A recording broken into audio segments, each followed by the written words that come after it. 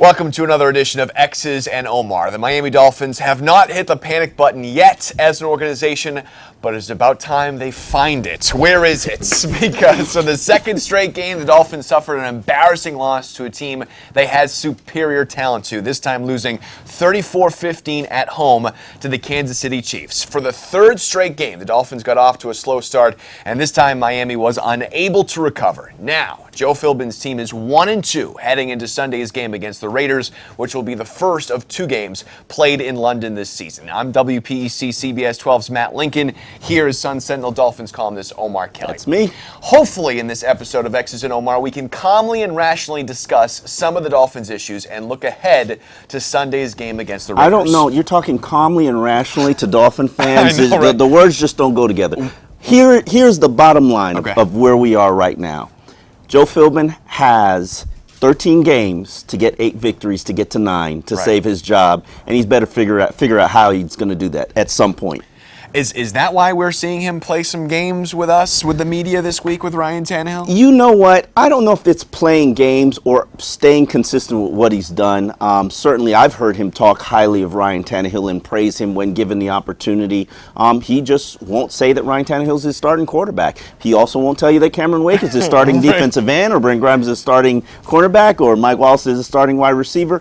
But clearly, he's trying to get the message across that what you're seeing on the field from Ryan Tannehill isn't acceptable, and they're not going to endorse it.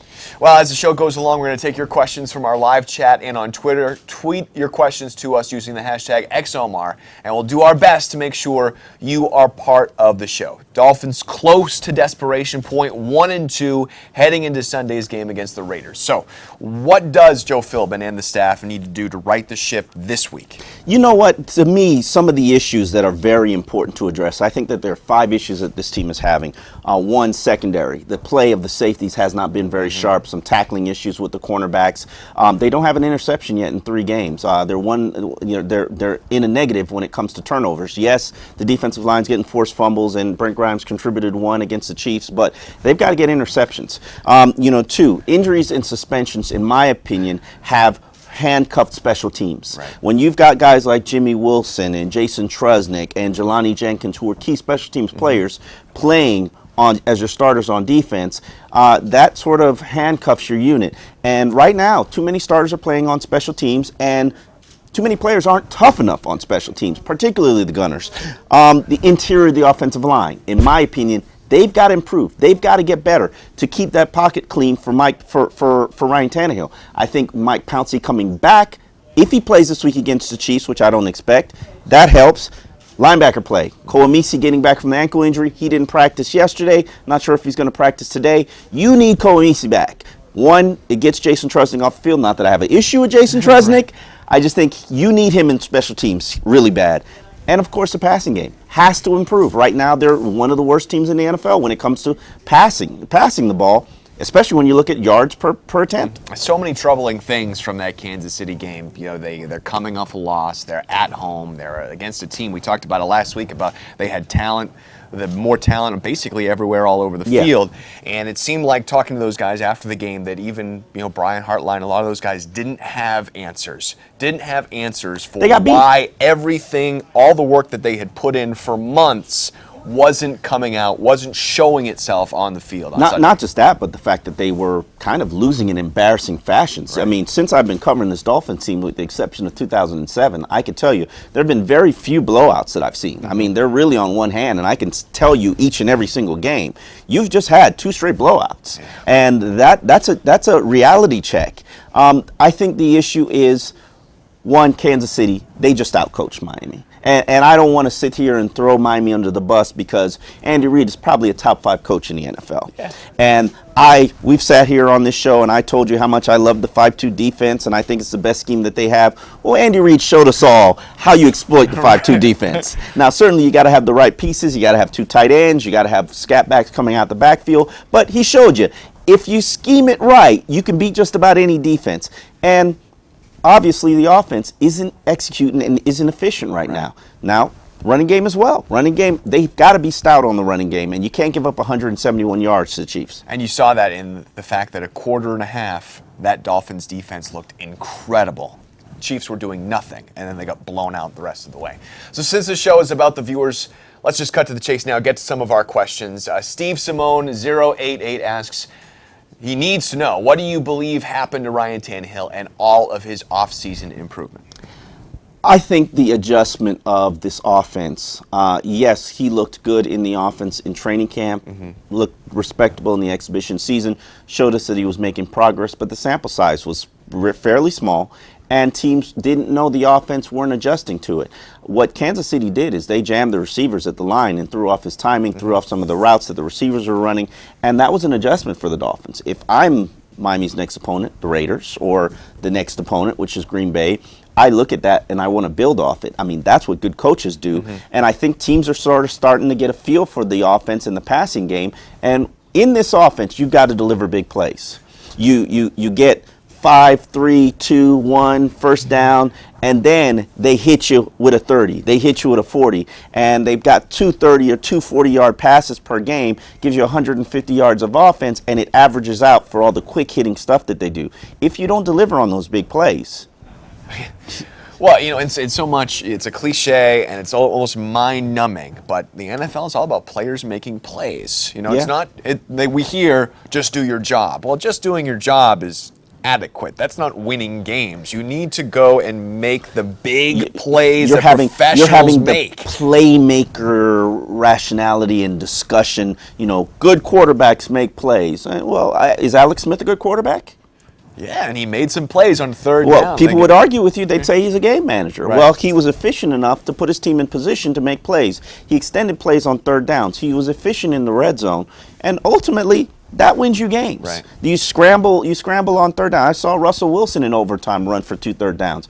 Ryan Tannehill is just as athletic, if not more athletic than Russell Wilson. Why can't he scramble for first downs? Right. There are a lot of things that need to get fixed, and I hate that Dolphin fans are putting all the heat on Ryan Tannehill, because there's a lot of blame to go around. Special teams is bad. Running game is inconsistent. Middle of the offensive line is soft. Defense isn't stopping the run. Receiver drops. The receiver drops. Turnover. Charles Clay is playing on one leg. Brandon Albert gets beat a lot by the Chiefs. You know, there's a lot of blame to go around. Now, is Ryan Tannehill good?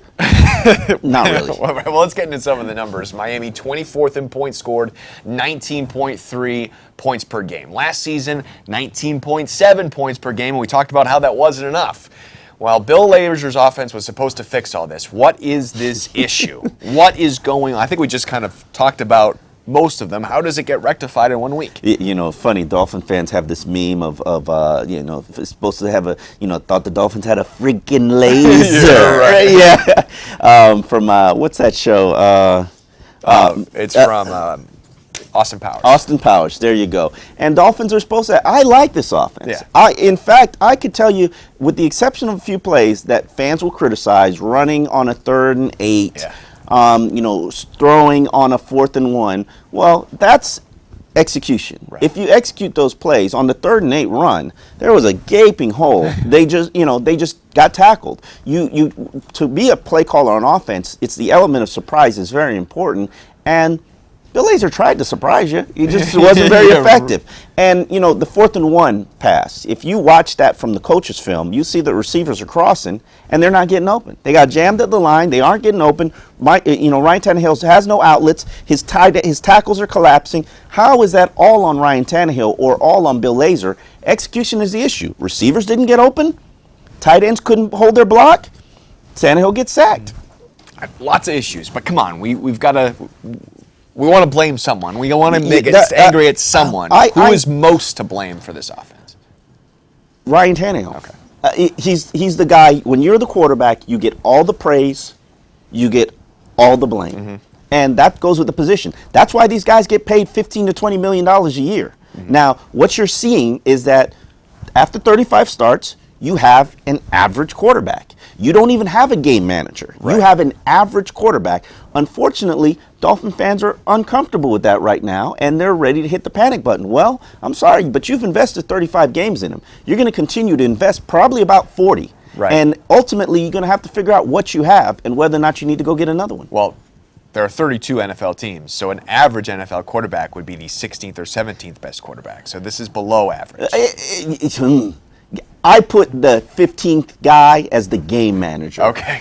You know, Ryan Tannehill's been a below average quarterback his entire career here. All right. Now, the uncomfortable part for Dolphin fans is they want to say he's better than Andy Dalton or Alex Smith or, you know, all these quarterbacks that I've argued with Dolphin fans for years. You know, last year he was the 24th best quarterback in the NFL. Now he's at 28th or 29th. I mean, reality is reality. At some point, you got to realize that this guy is not in the 80s when it comes to quarterback rating. Right now, his quarterback rating is 74.1, which is 10 points below what I tell you is winning football play. So, yes, it's not all on him. Yes, the playmakers have to do better. Yes, the offensive line has to do better. Yes, the play calling has to do better. Yes, special teams can't put them in bad situations, defense or offense. Defense, it's got to continue to give them turnovers to put them in good field position. But ultimately, who is responsible? Ryan Tannehill. That leads up to our next question, which comes from A. Cooney39. Do the Finns get the same mismatches as others do versus them? Seems not. You know what? If we talk about mismatches and the ways to attack an opponent each and every week. Right. Most of the time, at least the last 2 weeks, it's against the Bills and against the Chiefs, it's been the linebackers. You attack those linebackers. Unfortunately, Charles Clay is not healthy. He was questionable leading into the game. He's been battling a knee injury since training camp began. I believe it was a scrimmage. The knee, I was told it's been scoped before. Might need another scope. Scope means you got to shut him down for 4 weeks. Right. You're just going to have to get to the point where you get comfortable with Charles Clay playing on one leg. That means you're going to hold back your mismatches. Right. When you have an opportunity to exploit a mismatch, if Charles Clay isn't running at the same speed of Charles Clay normally, and he's practicing on a limited basis, you got to make the best of the situation. Unfortunately for Dolphin fans, you don't really have a replacement for Charles Clay. So are the Dolphins exploiting the matchups? No. Not they from certain matchups they are. Like last week, they ran a couple of drags with Mike Wallace on a pressing unit, so that was a good mismatch. Clearly Cameron Wake, you want to always try to get him in favorable mismatches, but are they consistently doing it, winning them? No. All right. Well, it hasn't all been bad. It hasn't all been bad. The Dolphins have been able to run the ball effectively with and without no Sean Moreno. Lamar Miller had his first 100-yard rushing performance, and the Dolphins are averaging 137 rushing yards per game. That's 7th highest in the NFL. Lamar Miller had 132 yards on 19 total touches against the Chiefs. He didn't catch 1 of 5 passes and average almost 6 yards per attempt. Can Miami build around him as a starter moving forward, even though it seems like Moreno could be back in week 6? Yeah, we saw him in the locker room. He didn't want to talk about his injury, but he's not in a cast. His elbow is mobile. He can move it. It just looks like he needs about another 2 to 3 weeks worth of rest. I expect him to probably try to push it and come back after the bye week. Problem is, you can't really tote a ball with a bad elbow. If somebody hits it.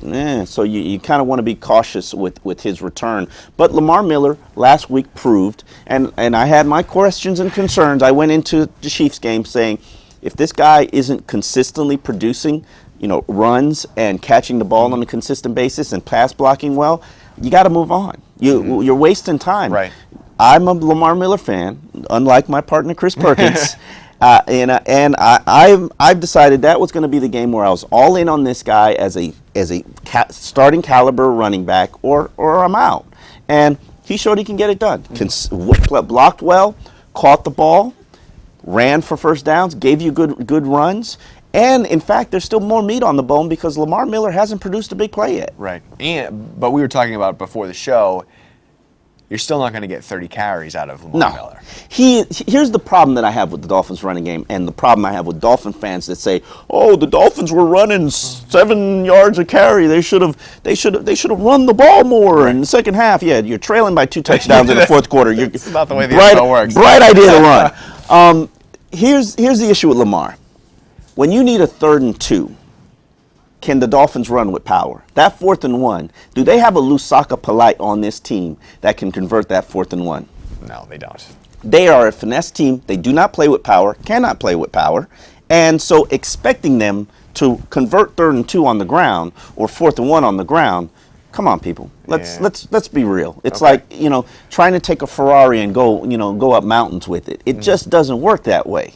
So And I know Daniel Thomas is back, and he's big, and he's powerful. And he get the second most carries, which is interesting. I don't want to knock Daniel Thomas because he had 2 carries for 15 yards, and then he also caught a screen pass for 21 yards. So let's not act like Daniel Thomas didn't produce against Kansas City for all the Daniel Thomas haters. But do I feel confident about Daniel Thomas running a 3rd and 2? No, not really. Do you feel confident Noshawn Moreno running a 3rd? Oh, hell yeah. Noshawn runs like a man. Noshawn runs with power. Well, maybe he'll be back after the bye. So we've talked a lot about Ryan Tannehill. Let's go to a question from Mike M. Mashin 55. He asks, I hate myself for this, but does Matt Moore make the offense more fun? Forget winning. I just want to be entertained. If you want to be entertained, Matt Moore is your guy. Yeah. Matt Moore is the poor man's Brett Favre. Yeah. He is a gunslinger. He plays without consequences. I've always wondered if a good coach can rail him back in. I personally believe the Dolphins can win with Matt Moore. They did it in 2011. Right. When he took over, he finished a 6-6 record. They finished 6-9 despite having a coach fired in midseason. Matt Moore delivered big plays. He had an 87 quarterback rating. He got the job done.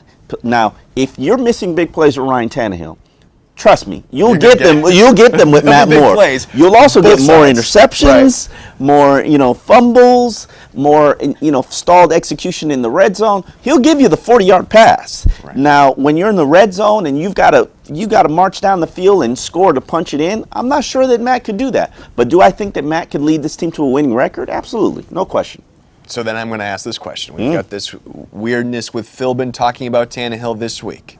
The no endorsement. The no endorsement. They lose this game against the Raiders. Do we see Matt Moore week 6? No. I think you have to continue to invest to see whether or not Ryan Tannehill can be the guy that you think he can be. And it is too early. We're 35 starts in, 3 starts in the new offense. Remember, he had the same offense for 6 years. Now, in fairness, he did get Mike Sherman fired twice. Right. He got Sherman fired at Texas A&M. Then he got Sherman fired here at the Dolphins. However, you got to see what he can be as an NFL quarterback. Right. He's got all the tools. He needs the accuracy. This is the first year accuracy has really been an issue with him throwing to spots instead of open receivers. He's got to deliver the big plays. I saw them in the exhibition season. I haven't seen them yet, but you saw passes to Mike Wallace that were close. You saw passes to Deion Sims that were close. You just got to deliver, and unfortunately, he hasn't so far. But we're 3 games in. Who's to say that in 6 games he won't turn it around? I think Oakland, you lose to Oakland, it's panic time. Yeah. But you got the bye to fix some issues. You got Green Bay and Chicago. After that, if Ryan Tannehill doesn't show you something, it's time to pull the plug and go to Matt Moore, in my opinion. I had 2 points there. The Carolina Panthers went 1-3, started the season last year 1-3, and turned into one of the best teams in the NFL. No question about it. But the other point is, we've talked about it for 3 years, that Joe Philbin and Ryan Tannehill, their jobs are pretty much intertwined. They're likely either both going to be around next year or both going to get shown the door. And the only way Philbin can break that is winning with Matt Moore, right? I think they can win with Ryan Tannehill, Okay. but it depends on when you get to desperate point. I mean, right now you've got 8 of 13. You got 13 games to get 8 victories. If that number narrows to 10 games to get 8 victories, it's kind of panic time. There's that panic button. Yeah.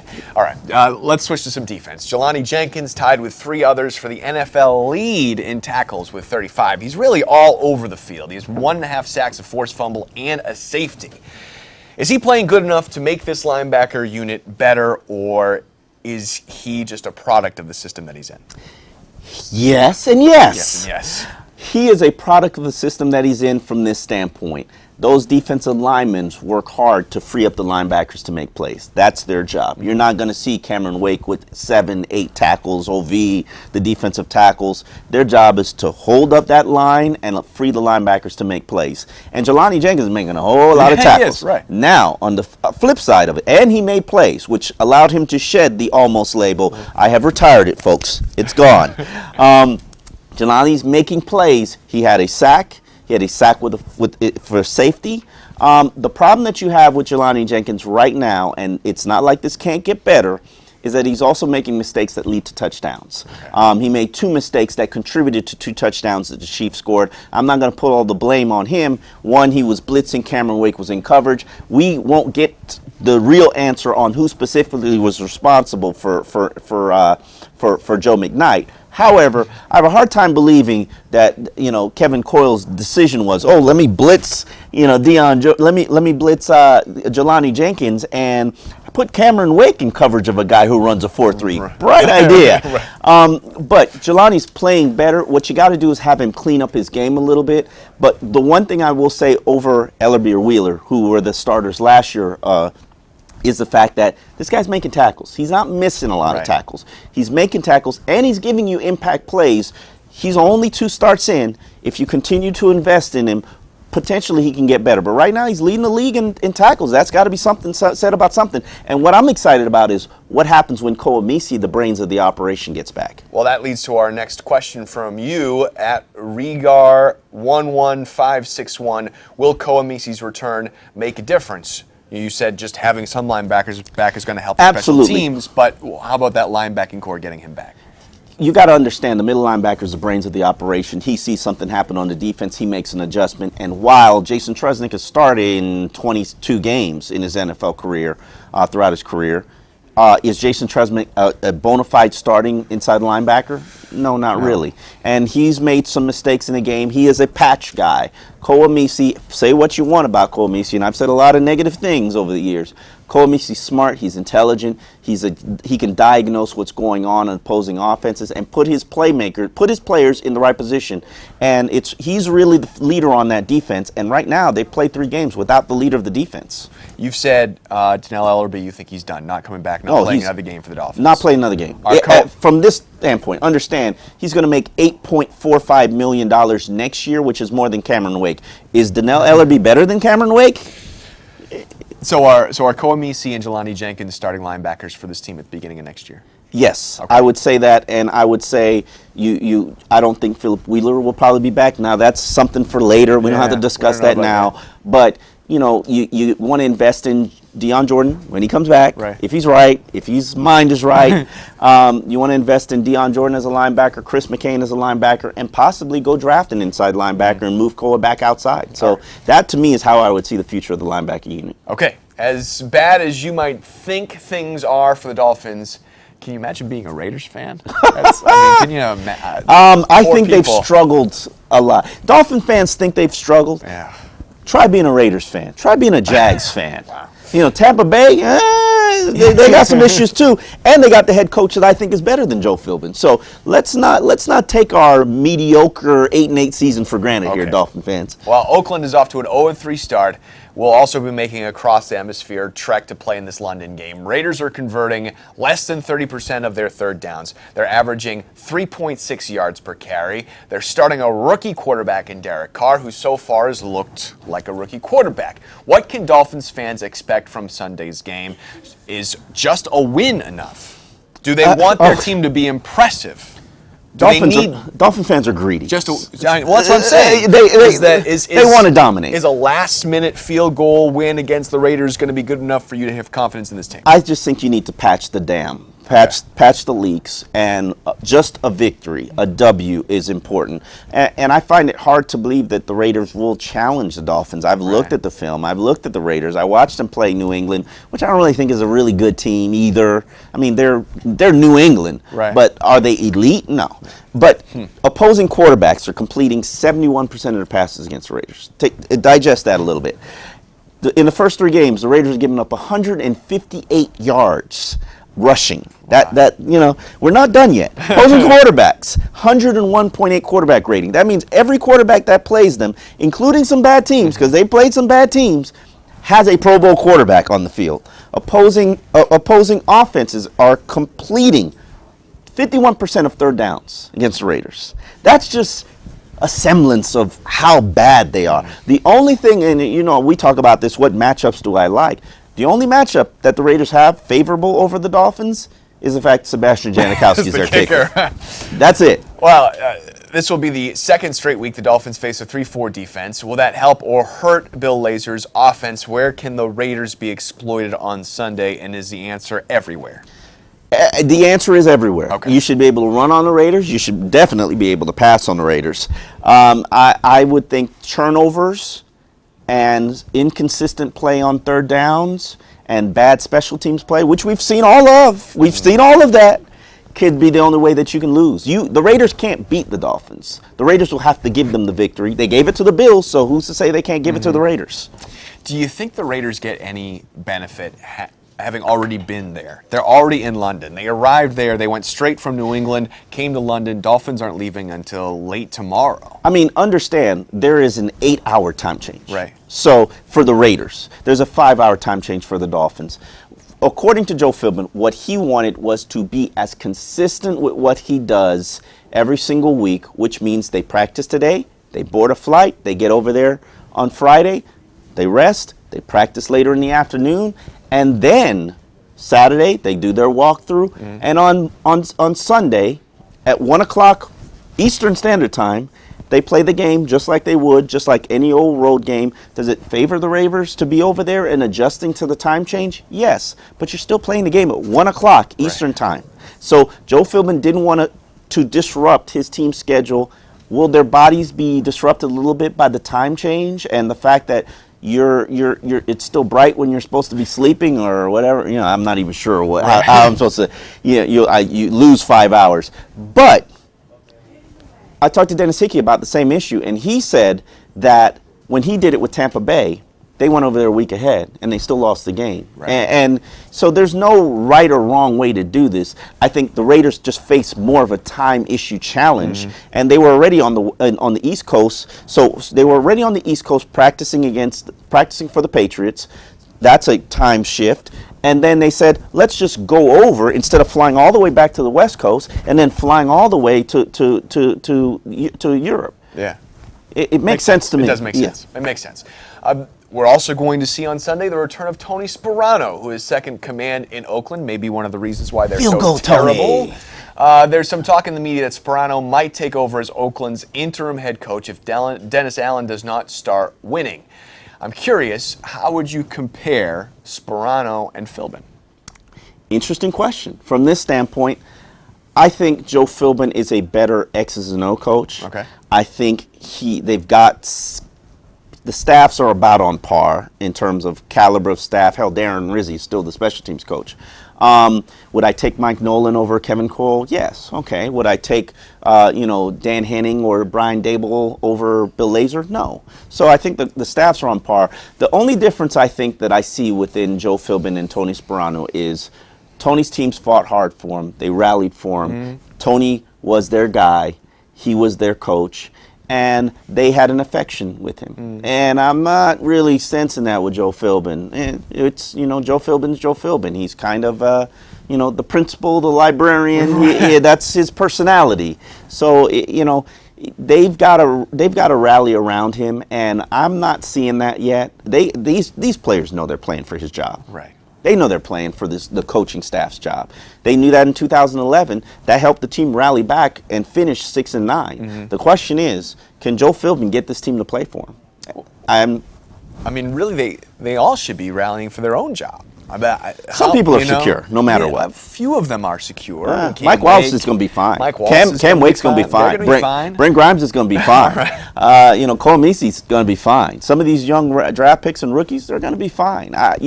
You have to, and that's part of the issue that I see. And all of those players that I named, they push it. I'm searching, we talk a lot in sports about the dog. Yeah. And that drive, that desire to never quit. Brent Grimes showed that with his forced fumble in the fourth quarter with the game out of hand. The defense showed that when they got the safety. Then they got this forced fumble. They showed that they're putting the offense in position to do what they need to do to make plays that can win the game. Offense, how many players have really shown you the dog on offense? I would probably say only Mike Wallace and Brandon Albert for me. And Moreno.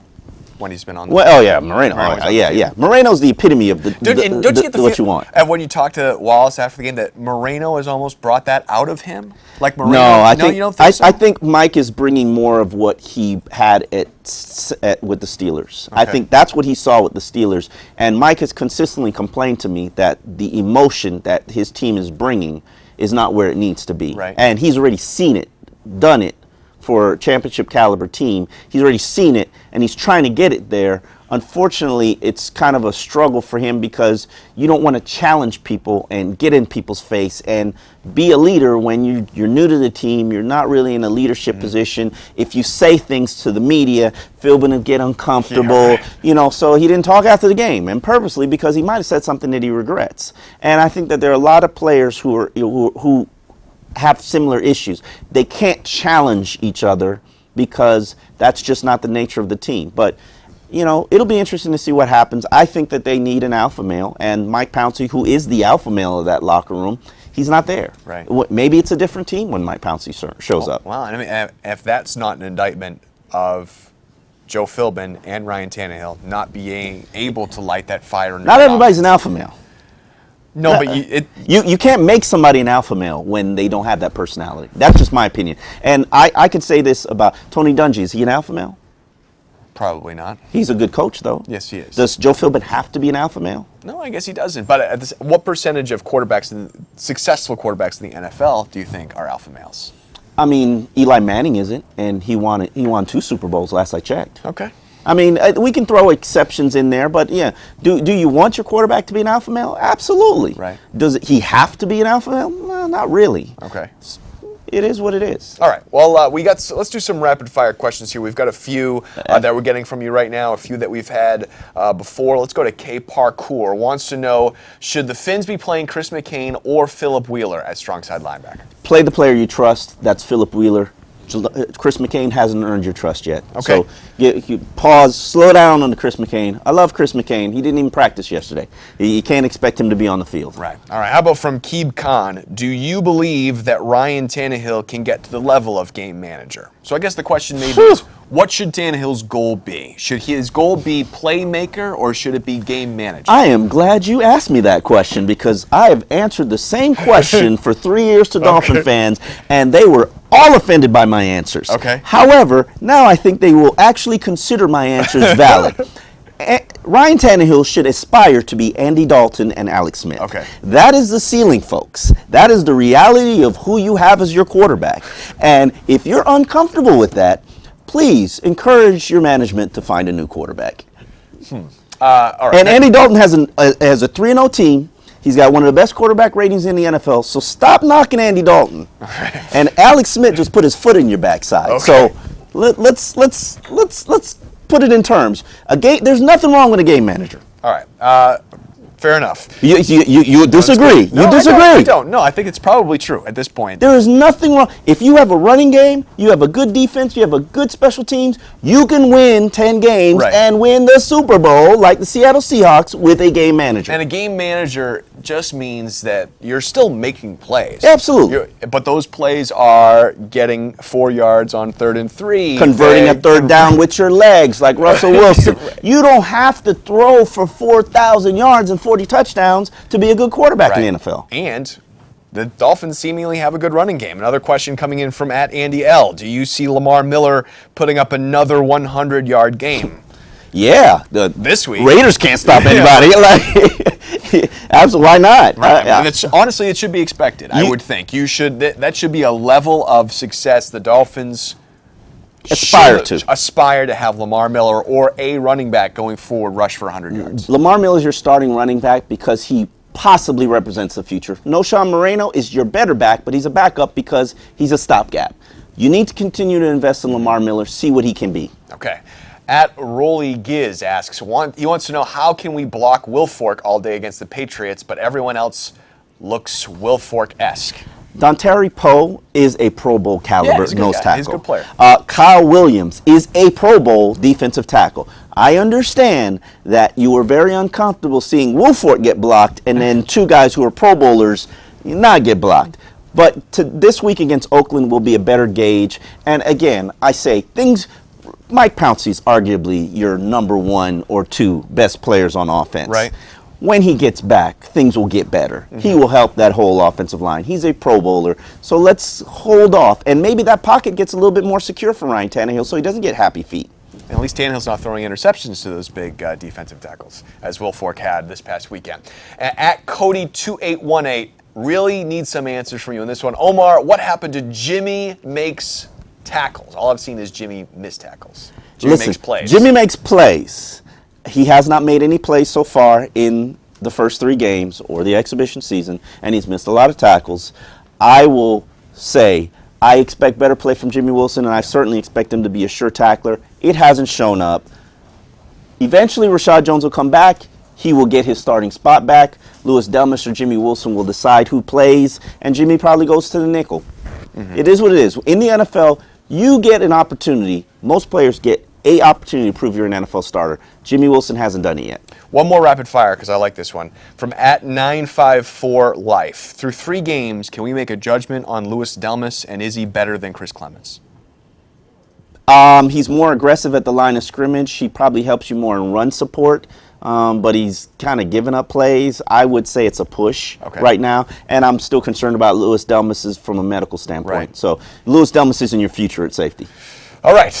Well, what has been up with our picks? It's been pretty bad. Are you trying to call me out for being bad? We're both bad. I mean, I can't. There's nowhere for me to stand on and say, That's true. Omar, this you've had terrible picks, because my picks have also been egregiously bad, even worse than yours. We are 0-3. We are both 0-3. Right.